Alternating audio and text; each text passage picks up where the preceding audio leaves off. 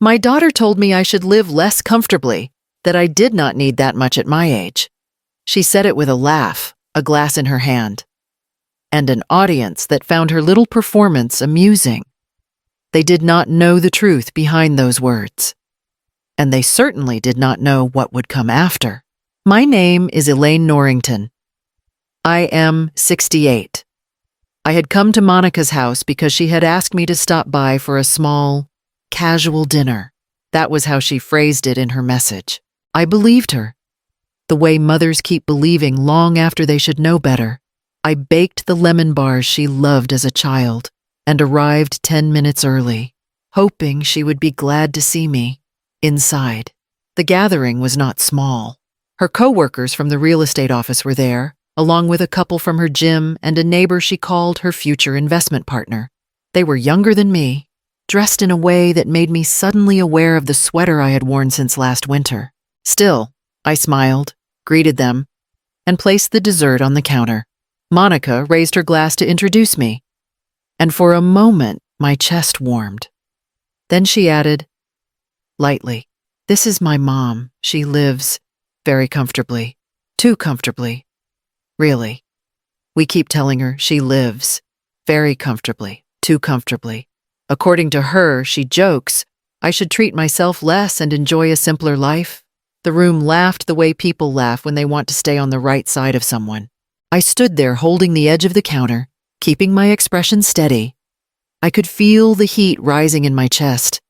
Not anger exactly, but something heavier. Monica moved on quickly, talking about a potential listing on North 25th Street, leaving me to absorb the sting on my own.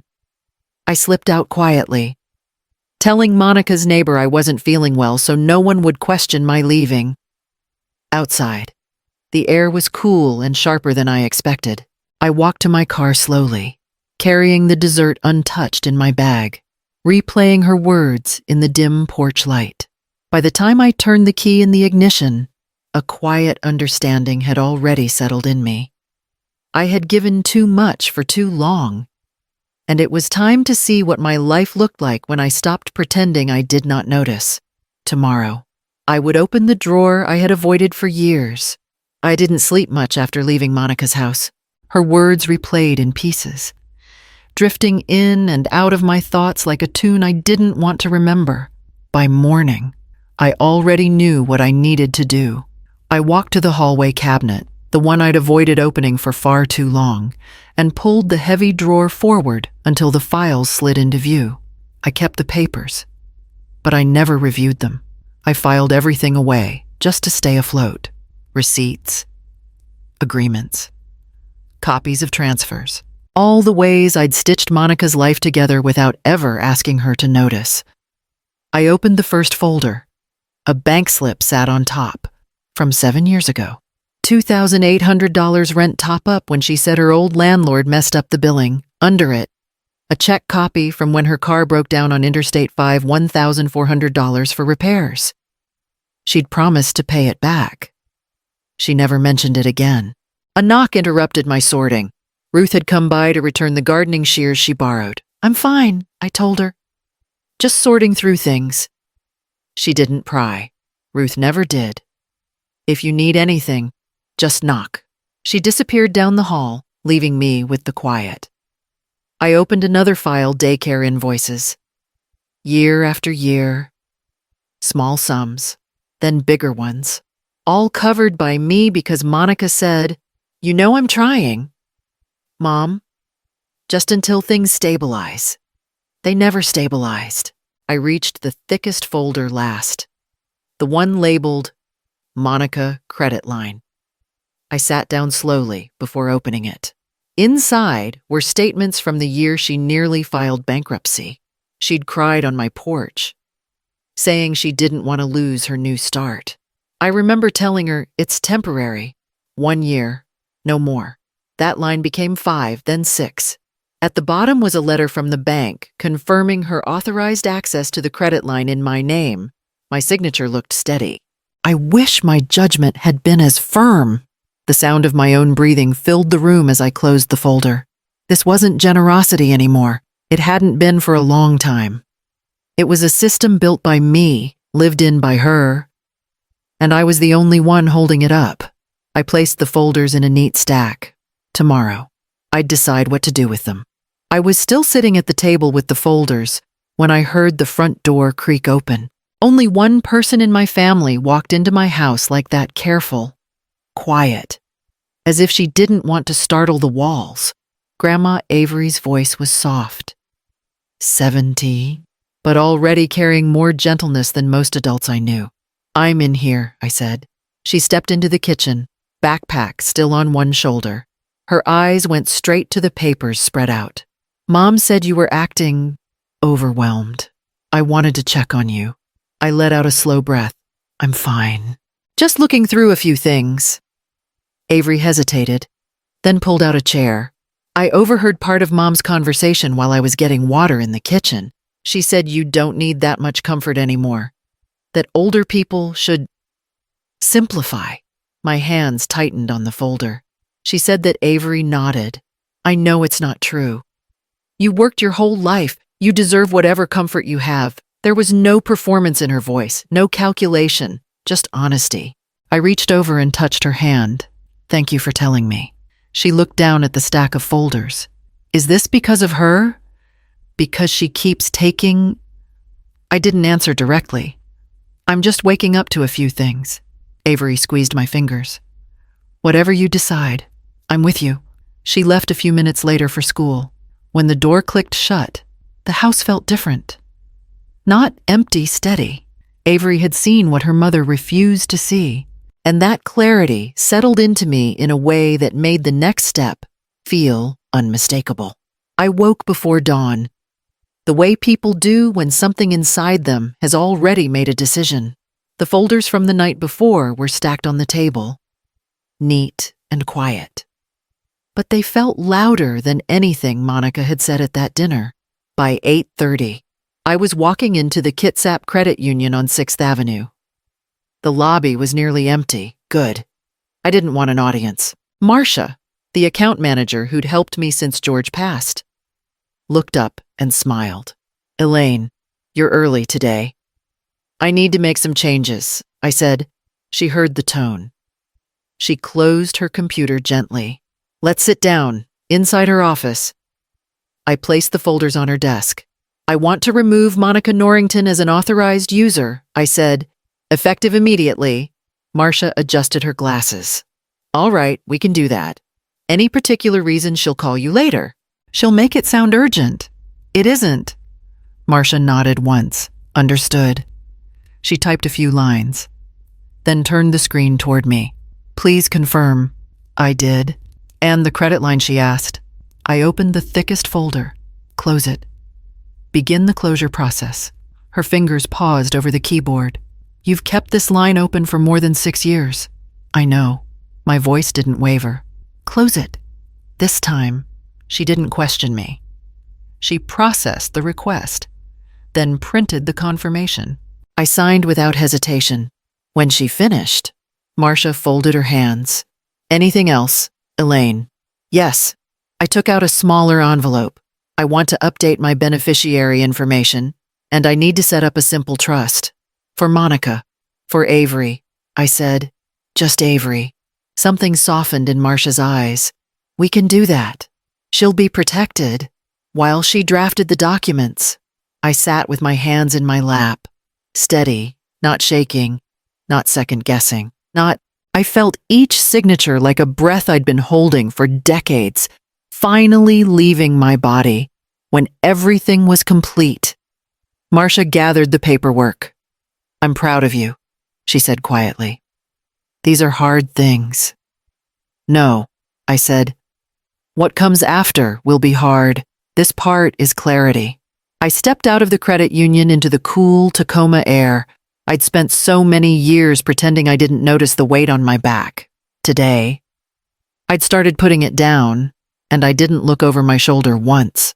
The first message came at 9 in the morning, less than 24 hours after I left the credit union. "Mom, something's wrong with the tutoring payment. It bounced. Can you check your account?" I didn't reply. I was trimming the lavender by the fence. letting the sun warm the back of my neck. 10 minutes later, another message arrived. The HOA fee didn't go through either. They're charging a late penalty. Please call me. I set the phone face down on the porch step and kept working. The quiet felt like a gift I hadn't known how to open before. By noon, she called. I let it ring. Then I let it ring again. Finally, she left a voicemail. Mom, this isn't funny. Something's happening with your bank. Call me as soon as you get this, at 3 p.m, while I was watering the seedlings. Avery texted me from school. Grandma, Mom's flipping out. Her salon membership declined too. She thinks the bank froze your account. I typed back one sentence. Everything's fine on my end. Avery didn't ask anything else. She never pushed. By 5, Monica showed up in person. I heard her car before I heard her knock, a sharp, impatient rhythm. I opened the door. Partway, Mom, thank God. She brushed past me into the living room. My payments keep failing. All of them. I don't know what the bank did, but you need to call them now. I stayed by the doorway. It's not the bank. She turned. What do you mean it's not the bank? I closed the credit line, I said, and I ended the automatic payments. For a moment, she didn't breathe. Then she laughed, short and disbelieving. Don't joke like that. You know I rely on that account. I know, I said. That's why I closed it. Her expression changed discomfort, sliding into something sharper. You can't just cut me off like that. I can, I said, and I did. She stared at me as if she were seeing a stranger. You're making things very difficult for me, she said. I know, I answered, but I'm not rescuing anyone anymore. Her jaw tightened. She walked toward the door without another word. When it slammed shut behind her, the house fell quiet again, not peaceful. Not yet, but honest. I picked up the hose and went back to the seedlings. It didn't take long for Monica to return. Not with confusion this time, anger had burned all the softness out of her voice. She showed up 2 days later, pounding on the door hard enough that the frame shook. Mom, open up. Now. I did. But only halfway. She pushed her way inside anyway. I talked to the bank. They said you closed the credit line. They said you removed me. What on earth are you thinking? I'm thinking clearly. I said, no, you're not. She dropped her purse on the couch like she owned the room. This isn't like you. Someone put ideas in your head. Was it Avery? Or that neighbor of yours I stayed still? No one told me anything. I made a decision. Monica stared at me as if waiting for me to take it back. You can't just cut financial ties without discussing it. You've always helped me. You promised. You said you'd support me until I got stable. That was years ago. Well, things are still hard. They're always hard, I said quietly. And I kept helping anyway. But you don't treat help like help. You treat it like a bill I owe. Her hands balled into fists. I don't treat you like anything except my mother. You treat me like a resource, I said. One you expect to never run dry. The muscles in her jaw twitched. This is unbelievable. You're sabotaging my life. My kids' lives. Your children will be fine, I said. You're their mother, not me. She took a step closer. You know I depend on that money. Without it, I can't keep the house. I can't pay the tutoring. I can't. You can learn, I interrupted. I had to. When I was younger than you are now. She blinked hard. Anger and disbelief mixing into something brittle. So that's it. You just cut me off and expect me to magically fix decades of stress? No, I said. I expect you to take responsibility for your own life. Her face flushed. Someone's manipulating you. You'd never do this on your own. I shook my head. You don't know me as well as you think. For a moment, she looked like she had something else to say. Something softer. Maybe. But pride closed the door before her body reached it. She grabbed her purse and stormed out without a goodbye. When the sound of her car finally faded, I sat down at the kitchen table. The quiet didn't feel gentle, but it felt true. For the first time in years, I wasn't the one chasing after her. Monica didn't call again. Instead, she sent a message 2 days later. We need a family discussion, tonight, 6 o'clock. My house. The kind of message that wasn't an invitation. It was an order. I went anyway. Not because she demanded it, but because I wanted to hear what she'd say out loud when she had an audience. When I arrived, her husband, Mark, was already sitting stiffly on the couch. Her older son, Caleb, hovered near the kitchen doorway. Pretending he wasn't listening, Avery sat quietly at the dining table, arms folded, eyes tracking every movement. Monica walked in with the confidence of someone who believed she'd already won. "Mom," she said, "we're all concerned. Your recent behavior, it doesn't feel like you." Mark cleared his throat. "We just want to understand why you made such drastic decisions on your own." I sat down slowly. They weren't drastic. They were overdue. Monica exchanged a look with Mark. "This is why we're worried. You've always been generous. Suddenly cutting everything, it's unlike you. Maybe you're overwhelmed. Maybe someone influenced you." "No one influenced me," I said. "I'm 68, not 8. Monica ignored the jab. "You closed a 6-year credit line. You ended payments that keep my household stable. You know I rely on them." I opened the folder I'd brought. "I know exactly what I've paid. I have every receipt." Monica stiffened. "Mom," I read calmly, "rent top-ups for 7 years, car repairs, daycare, tuition for Caleb's community programs, $2,800 for your landlord's billing mistake, $1,400 on Interstate 5, renewal fees for your real estate license 3 times. And that credit line? It was supposed to last 1 year. It lasted more than 6. Silence spread through the room like something spilled. Caleb stared at the floor.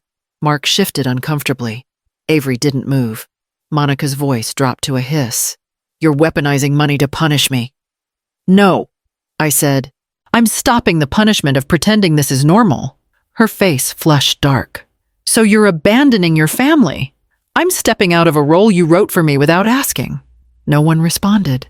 Even Monica didn't seem to have a ready comeback. I stood, gathering the folder. "I'm not reinstating anything." As I reached the door, Avery rose quietly and followed. She didn't speak, but she slipped her hand into mine for a brief moment, small, steady, and enough. 3 weeks passed before I heard anything real about Monica. Not from her.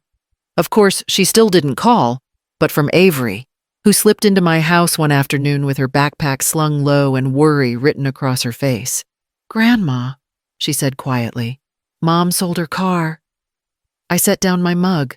Already, Avery nodded. "The monthly payments bounced again, and the maintenance fund you used to refill, it's gone. She had to take the bus to her office twice this week." I didn't smile. I didn't wince.